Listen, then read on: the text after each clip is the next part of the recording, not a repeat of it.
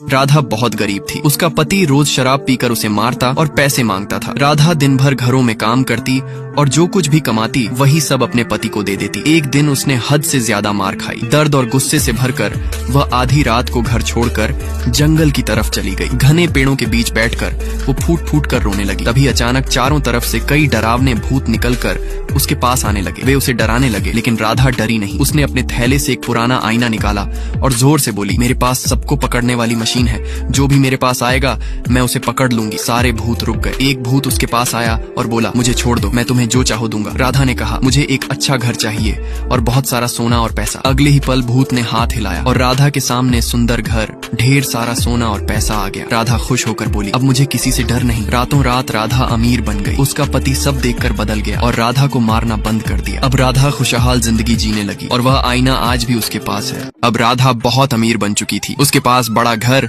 ढेर सारा सोना और पैसा था, लेकिन फिर भी उसका दिल गरीबों के लिए धड़कता था। वह हर रोज जरूरतमंदों को खाना और कपड़े देती थी। गांव वाले उसे भगवान की तरह मानने लगे थे। एक रात जब पूरा गांव सो रहा था, अचानक चार भूत फिर से राधा के घर आ गए। वे चुपके से उस जादुई आईने को चुराने की कोशिश करने लगे, लेकिन आईना उल्टा रखा हुआ था। जैसे ही एक भूत ने उसे सीधा किया, तेज रोशनी फैली और उसी पल भूतों के चेहरे डर से मरोड़ने लगे। आईने में वही पुराना जादू जाग उठा और सबकी आत्माएं कांप उठी। बंधन टूटते ही भूत जोर जोर से चिल्लाने लगे, हमें माफ कर दो राधा। तभी राधा कमरे में आई। उसके चेहरे पर गुस्सा और आंखों में चमक थी। उसने कहा, तुम फिर से मेरे पास क्यों आए? चारों भूत उसके पैरों में गिर गए और बोले, हमसे गलती हो गई, हम वो आईना नहीं चुराएंगे, हमें माफ कर दो राधा, हम तुम्हारे गुलाम बनकर रहेंगे। राधा ने मुस्कुराते हुए कहा, अगर सच में मेरी सेवा करना चाहते हो तो जाओ। और तभी उसने आईने की ओर इशारा किया और बोली, जो हमारा वीडियो को लाइक और सब्सक्राइब करेगा उसे अमीर कर दो।